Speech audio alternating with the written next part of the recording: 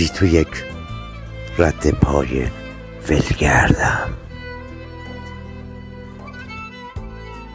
بی تو یک رد پای ولگردم، مثل شب دور ماه میگردم، توی شهری که سالها پی سال با موزاییکاش همدردم.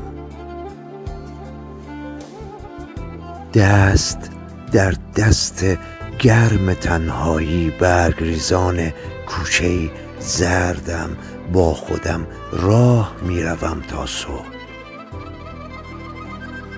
شاید از تو نشانی آوردم، شاید از تو منی که با من نیست. آه امشب چقدر دل سردم.